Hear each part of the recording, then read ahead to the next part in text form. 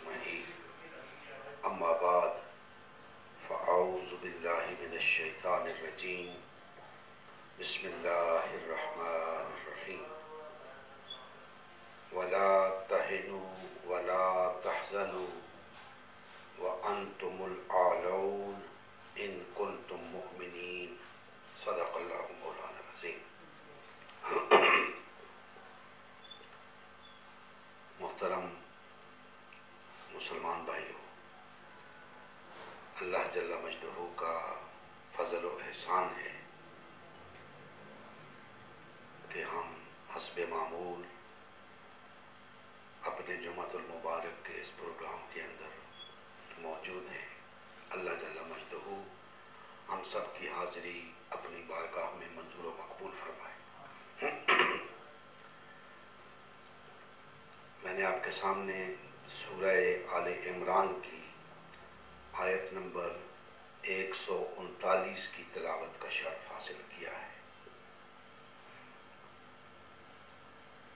अल्लाह जल्ला मजदहू ने फरमाया कि और हिम्मत ना हारो, कमजोरी ना दिखाओ, सुस्ती ना दिखाओ और ना ही गम खाओ। तुम ही गालिब रहोगे अगर तुम मोमिन हो।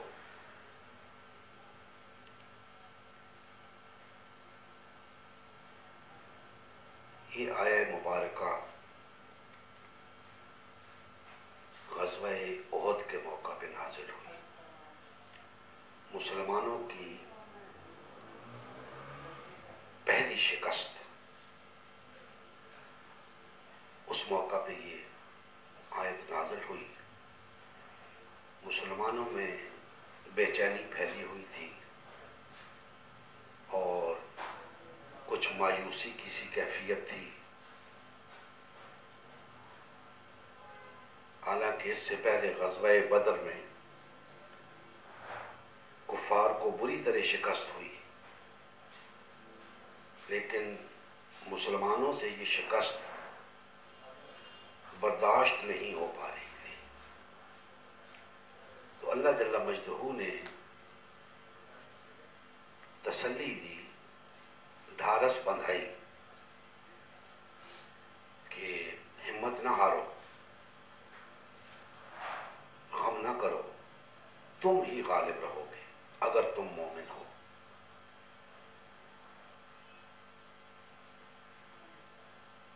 क्यों हिम्मत ना हारो, क्यों गम ना खाओ और कैसा गलबा, कैसा ईमान। ईमान का एक तो मारूफ माना जो हम किया करते हैं, अल्लाह पर ईमान, अल्लाह के रसूलों पर ईमान, मलाइका पर ईमान, किताबों पर ईमान, आखिरत पर ईमान। मैं समझता हूं कि यहाँ उस ईमान के साथ साथ जिस ईमान की बात हो रही है वो ये है कि अगर तुम्हें इस बात का यकीन है तो फिर तुम ही गालिब रहोगे। यानी अगर तुम मोमिन हो का मतलब ये है कि अगर तुम्हें इस बात का यकीन है तो फिर तुम ही गालिब रहोगे, और अगर यकीन नहीं है तो फिर तुम्हारी ये कैफियत ठीक है कि तुम मायूसी का शिकार हो जाओ, कमजोरी दिखाओ, हिम्मत हार जाओ।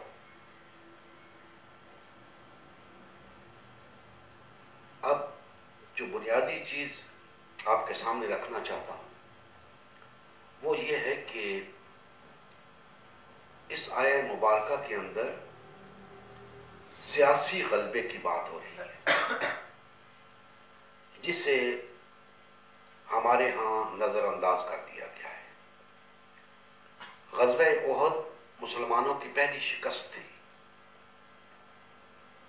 और अगर मैं ये कहूँ कि इस आया मुकद्दसा के नुज़ूल के बाद मुसलमानों ने वाकई हिम्मत नहीं हारी, वाकई कमज़ोरी नहीं दिखाई और सुस्ती का मुजाहरा नहीं किया और अपने नुकसान पे कोई गम नहीं किया, तो ये दुरुस्त होगा। इसके बाद पै दर पै मुसलमानों ने फतूहात हासिल की, हत्ता कि बनु उमैया के दौर तक 3 बरे-आज़मों में मुसलमानों का सियासी गलबा था। तो जो वादा किया गया मुसलमानों से वो पूरा हुआ कि अगर तुम्हें इस बात का यकीन है कि तुम हक पर हो तो फिर तुम ही गालिब रहोगे, लिहाजा ये कमजोरी ना दिखाओ, हिम्मत ना हारो, सुस्त ना पड़ो, तुम ही गालिब रहोगे। अब दोस्तान मोहतरम, जैसा कि मैंने अर्ज किया कि आज के दौर में सियासी गलबे को दीन के अंदर कोई हैसियत नहीं दी जा रही। बड़े बड़े चोटी के उलमा, मुज्तहिदीन इस बात के कायल हैं कि महज सियासी गलबा कोई माने नहीं रखता, हालांकि महज सियासी गलबा बहुत बड़ी बात है। आज सियासी गलबे को पेश नजर रखते हुए मैंने इस आया मुकद्दसा का इंतखाब इसलिए किया है कि आज जो सूरत हाल हमें दरपेश है फलस्तीन के हवाले से, जो जुल्म सितम वहां हो रहा है, छोटे छोटे बच्चे जख्मों से चूर हैं, शहीद हो रहे हैं, लोगों के मकानात तबाह हो गए, हजारों लाखों लोग बेघर हो गए, औरतें बेपर्दा हो गई, शहीद कर दिया गया औरतों को, ना जाने क्या कुछ हुआ। तो ये किस वजह से हुआ? ये खामखा नहीं हो गया, ये सिर्फ और सिर्फ इस वजह से हुआ कि आज हमें सियासी गलबा हासिल नहीं था। अगर आज हमें सियासी गलबा हासिल होता तो कुरूने उला की तरह आज हम सुपर पावर होते, किसी की मजाल ना होती मुसलमानों के जेरे तसल्लुत किसी इलाके पर हमलावर होने की।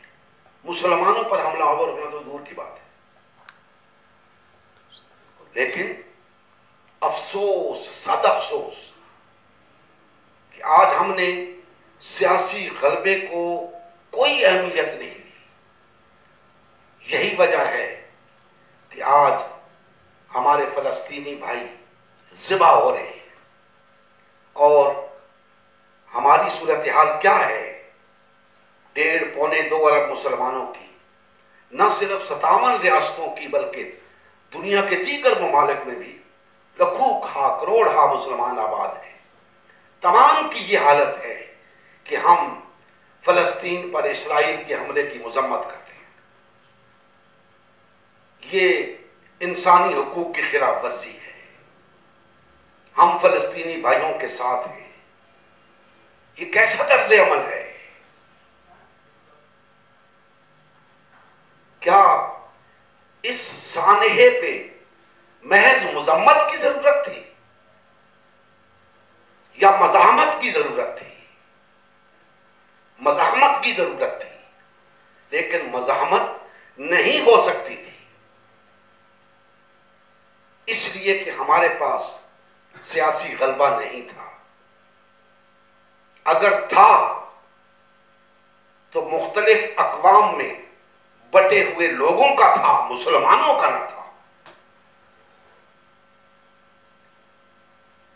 ईरानियों का सियासी गलबा था, अरबों का सियासी गलबा था, दीगर मुस्लिम अक़वाम का सियासी गलबा था, मुसलमानों का सियासी गलबा न था।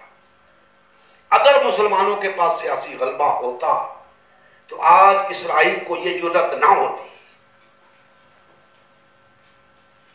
मैं तो कहा करता हूं कि अगर मुसलमानों के पास सियासी गलबा होता तो इसराइल वजूद में ही ना आता। लेकिन क्या किया जाए कि हम खुद अपने दुश्मन हैं। आज इसराइल तो हमला आवर हुआ, उसे तो मोरद इल्जाम ठहराना ही ठहराना है। कोई अमेरिका को मोरद इल्जाम ठहरा रहा है, कोई बरतानिया को ठहरा रहा है, दीगर ममालिक को इल्जाम दिया जा रहा है जी कि ये सब इनका कसूर है। मुझसे पूछें तो इनका कोई कसूर नहीं। तो फिर किसका कसूर है? ये हमारा कसूर है, मुसलमानों का कसूर है। वो तो ठहरे ताकतवर, ताकतवर जो चाहे करता है, उनका कोई कसूर नहीं। कसूर हमारा है। हम इस काबिल ही नहीं कि मज़ाहमत कर सकें, हम इस काबिल ही नहीं कि मजलूम फलस्तीनियों का साथ दे सकें। ये क्या साथ देना हुआ कि रैलियां निकाल ली, जलसे कर दिए, हम फलस्तीनी भाइयों के साथ हैं, इमदादी ट्रकों के ट्रक भेज दिए। ये क्या तर्ज अमल है? तुम्हारी इमदाद के मोहताज नहीं वो तुम्हारे अफरादी तामुन के मोहताज है, वो अमली तामुन के मोहताज है, जो कि हम नहीं कर रहे, महज धमकियां दे रहे हैं। धमकियां देने से क्या होगा? कुछ नहीं होगा। इसी तरह ये चलता रहेगा सिलसिला, और जो उनका मंसूबा है ग्रेटर इसराइल का, वो पूरा हो जाएगा। लेकिन हम मायूस नहीं। हमारे सामने अल्लाह का कलाम मौजूद है, वला तहिनु वला तहज़नु व अंतुमुल आलौन इन कुंतुम मोमिनीन। अगर हम अल्लाह के इस फरमान की तरफ मुतवज्जे हो गए तो ग्रेटर इसराइल वजूद में नहीं आएगा। आज भी अगर हमारे अंदर वहदत होती तो इसराइल क्या है? चारों तरफ से मुसलमानों के दरमियान घिरा हुआ है। क्या हैसियत है उसकी? उसका नाटका बंद कर दिया जाता, क्या कर सकता है वो? लेकिन नहीं, हम फलस्तीनियों के साथ नहीं हैं। महज हम बातें कर रहे हैं, महज ज़बानी मुज़म्मत कर रहे हैं, महज उन्हें दिलासा दे रहे हैं कि कोई बात नहीं, हम कुछ नहीं कर सकते, महज तुम्हारे लिए दुआ कर सकते हैं। लंबी चौड़ी दुआएं हो रही हैं। भाई, दुआओं से क्या मजलूम फलस्तीनियों की शहादतें रुक जाएंगी? हरगिज़ नहीं। अल्लाह जल्ला मजदूह फरमा रहे हैं कि तुम जो जिद्दोजहद कर रहे हो, इस जिद्दोजहद को जारी रखो, हिम्मत ना हारो, सुस्ती का मुजाहिरा ना करो, तुम्हें गलबा अता होगा अगर तुम मोमिन हो। इस जिद्दोजहद को जारी रखो, सियासी गलबे के हुसूल के लिए, नमाजों के लिए नहीं, रोजों के लिए नहीं, तबलीगियों के लिए नहीं, महाफिल मिलाद के लिए नहीं, मुहर्रम की मजालिस के लिए नहीं, सियासी गलबे के लिए, बातिल के साथ नबुर्द आजमा होने के लिए, बातिल को सफ़े हस्ती से मिटाने के लिए अल्लाह के दीन को गालिब करने के लिए जिद्दोजहद जारी रखो, सियासी गलबा हासिल करो। तुम्हें सियासी गलबा अता होगा अगर तुम मोमिन हो। आज हमारा सियासी गलबे पे ईमान ही नहीं। आज हम कहते हैं कि हमारा सियासत से ताल्लुक ही नहीं।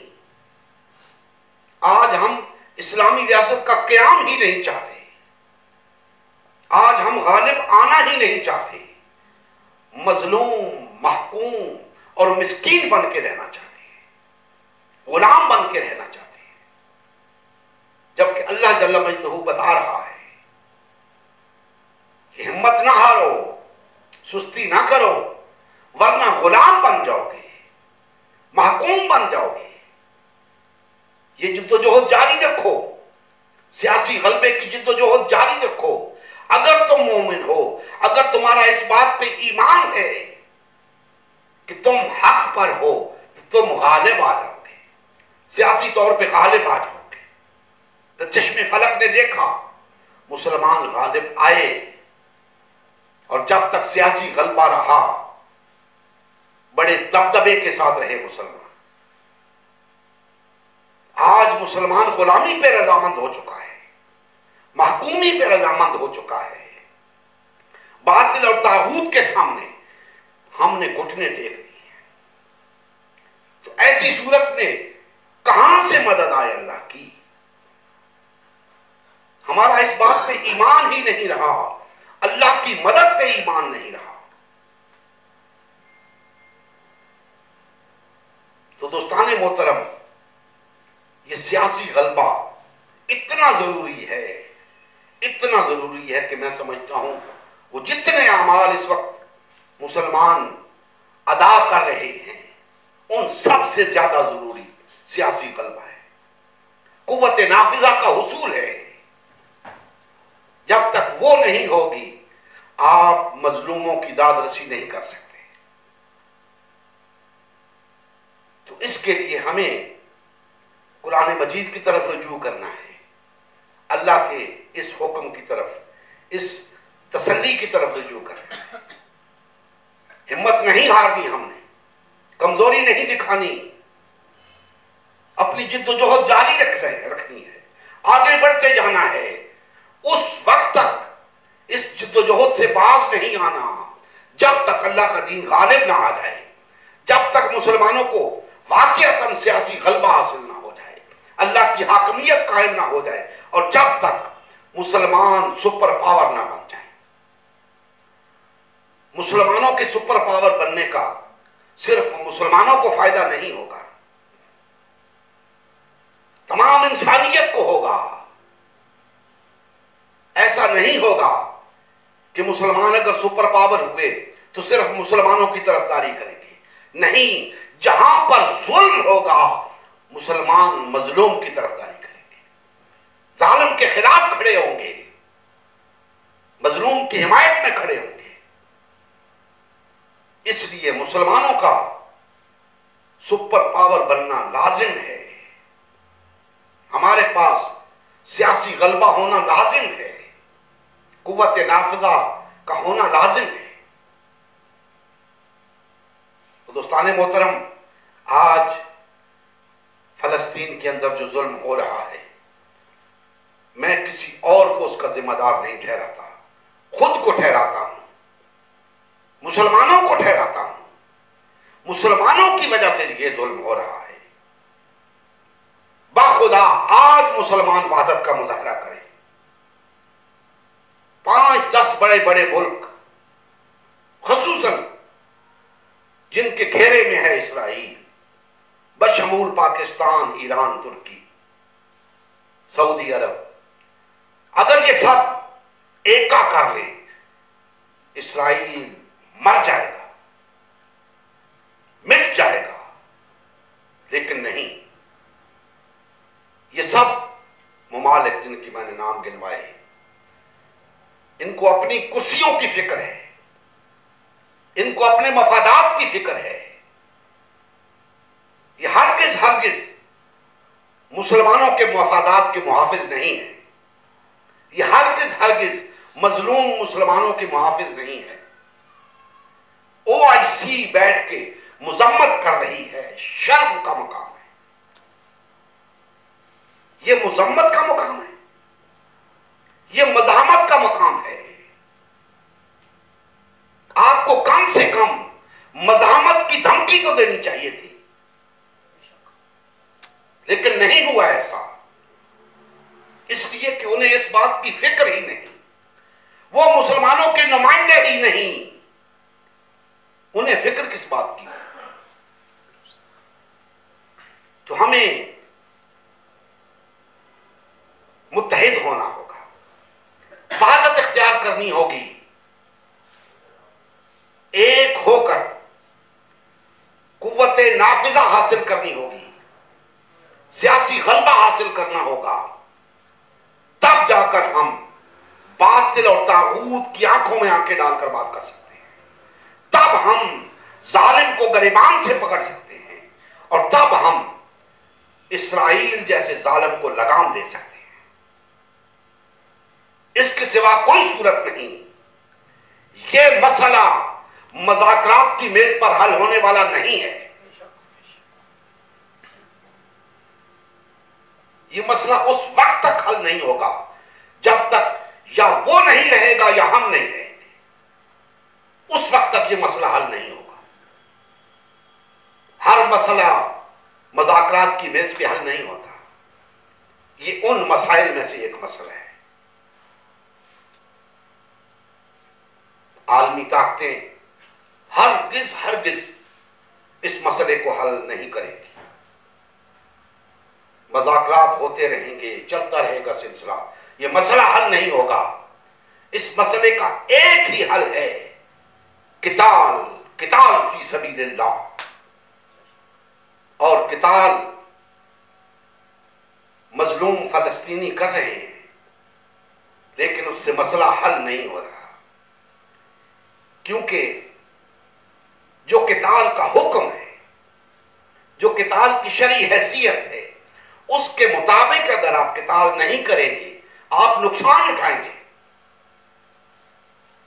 उठा रहे हैं हमारे फलस्तीनी भाई, नुकसान उठा रहे हैं, लेकिन वो मजबूर हैं। हम उन्हें इल्जाम नहीं देते, वो मजबूर हैं, अपना दिफा करने पे बहरतौर मजबूर हैं। लेकिन मैं उस हकीकत की तरफ इशारा कर रहा हूं कि जब तक हम सब मुसलमान मिलकर ऐसी सूरत हाल पैदा नहीं करते कि किताल का हुक्म अमीरुल मोमिनीन की तरफ से जारी हो, और फिर पता चलेगा कि इस्राइल कितने पानी में है। लेकिन मुस्तकबिल करीब में ऐसा होता नजर नहीं आ रहा, क्योंकि हम इस वक्त जिस दीन पर चल रहे हैं, उस दीन पर चलकर हम आलौन के मनसब पर फायज नहीं हो सकते। हमें उस दीन पर चलना होगा जिस पर चलकर वो लोग आलौन के मनसब पे फायज हुए थे। आज जो दीन हमारे पास है, ये महकूमाना दीन है, गुलामाना और मिस्कीनाना दीन है। हमें वो आजादाना दीन चाहिए, वो होर लोगों का दीन चाहिए, आजाद लोगों का दीन चाहिए, कि अगर हम यकीन रखते हो उस दीन पे तो फिर हम गालिब भी आए। उनका यकीन था इस बात पे, अल्लाह ने उनको आलाउन के मनसब पे फायज किया। हमारा यकीन नहीं है, इसीलिए हम महकूमी की जिंदगी बसर कर रहे हैं, गुलामी और मिस्कीनी की जिंदगी बसर कर रहे हैं। और याद रखें, यह दीन उस वक्त तक कारआमद साबित नहीं होगा जब तक इस दीन को मिन्नोअन उसी तरह नहीं लिया जाता जिस तरह अगलों ने लिया था। दीन को जिस पहराए में आज आप लेकर चल रहे हैं, यह दीन कारआमद साबित नहीं हो सकता। हमें वो दीन दरकार है जो हमें आलाउन के मनसब पर फायज करे। हमें उस दीन से कोई गर्ज नहीं जो हमें गुलामी पे रजामंद करे, महकूमी पे रजामंद करे। उस दीन से हमें कोई सरोकार नहीं। लिहाजा दोस्तान मोहतरम, मेरी तमाम मुसलमान भाइयों से अपील है, खुदारा अल्लाह के कलाम को समझो, दीन को समझो, अल्लाह उसके रसूल की तरफ रुजू करो। इसी में तुम्हारी बका है, इसी में तुम्हारी फलाह है। अगर नहीं पलटोगे, इसी तरह मरते रहोगे, कुचले जाते रहोगे, जुल्म सितम की चक्की में पिसते रहोगे, महकूमी और गुलामी की जिंदगी बसर करोगे, कभी आलाउन के मनसब पे फायज नहीं हो सकते। अगर चाहते हो कि अल्लाह तुम्हें आलाउन के मनसब पे फायज करे, अक़वाम आलम की इमामत के काबिल बनाए, तो तुम्हें वही कुछ करना होगा जो अगलों ने किया था। वहादत इख्तियार करनी होगी, एक होना होगा, भाई भाई बनना होगा, मोहब्बत के रिश्ते में मुंसलिक होना होगा, सियासी गलबा हासिल करना होगा, एक अमीर एक इमाम की क़यादत में आना होगा, तब ये मसला हल होगा। और अगर आप इसके लिए तैयार नहीं हैं तो आपको जिल्लतो मस्कनत की राह पर चलने से कोई भी नहीं रोक सकता। आपको गुलामी और महकूमी की जिंदगी गुजारने से कोई भी नहीं बचा सकता। अगर हम चाहते हैं कि हमें सरबुलंदी अता हो, अक़वाम आलम में हमारा मुकाम हो, तो हमें अल्लाह उसके रसूल की तरफ रुजू करना होगा, वहदत इख्तियार करनी होगी, एक होना होगा। तब जाकर हम इस दुनिया में भी और आखिरत में भी फलाह पा सकते हैं। अल्लाह जल्ला मजदहू हमारे हाथ में रहम फरमाए और हमें कमा हक़्क़हू ग़लबे दीन हक़ की बहाली के लिए जिद्दोजहद की तौफ़ीक़ अता फरमाए। वमा अलैना इल्लल बलागुल मुबीन। नबी करीम सल्लल्लाहु अलैहि वसल्लम की ज़िंदगी का मकसद ग़लबे दीन इस्लाम था। इस मकसद के हुसूल के लिए उम्मत मुस्लिमा की तश्कील हुई। उम्मत मुस्लिमा ने नबी करीम सल्लल्लाहु अलैहि वसल्लम की सयादत व क़यादत में इस्लाम को गालिब व नाफिज़ किया। जब तक उम्मत मुस्लिमा में वादत रही, इस्लाम का गलबा बरकरार रहा। जैसे ही उम्मत मुस्लिमा में तफ़रक़ा रोनमा होना शुरू हुआ, यानी पार्टीबाजी शुरू हुई, इस्लाम का गलबा जाता रहा। आज गलबा दीन इस्लाम की बहाली की वाहिद सूरत उम्मत मुस्लिमा की तश्कील नौ है। अल्हम्दुलिल्लाह, हमने गलबा दीन इस्लाम की बहाली के लिए अल्लाह के रसूल की जमात उम्मत मुस्लिमा को बाल व फाल करने का बेड़ा उठाया है। ये हमारा ही नहीं, हर कलमा गो का अव्वलीन फरीज़ा है कि हर किस्म के बातिल और तागूती निज़ाम के ख़िलाफ़ उठ खड़ा हो और गलबा दीन इस्लाम की बहाली के लिए फ़िरका वारियत और पार्टीबाजी से किनारा कश होकर सिर्फ़ और सिर्फ उम्मत मुस्लिमा को बाल व फाल करने में अपना तन मन धन लगाए। इस मिशन का हिस्सा बनकर अपना फ़र्ज़ मनसिबी अदा कीजिए, हक़ मुसलमानी अदा कीजिए। मज़ीद तफ़सील के लिए हमारा यूट्यूब चैनल उम्मत मुस्लिमा सब्सक्राइब करें। हमारा फेसबुक पेज उम्मत मुस्लिमा की तश्कील नौ लाइक करें। इस पैगाम को ज़्यादा से ज़्यादा शेयर करें। सवाल व जवाब या फ़ीडबैक के लिए हमारा व्हाट्सएप ग्रुप या मैसेंजर ग्रुप ज्वाइन करें या इस नंबर पर रब्ता करें। नंबर और तमाम लिंक्स डिस्क्रिप्शन में भी मौजूद हैं। जज़ाकल्लाह खैर।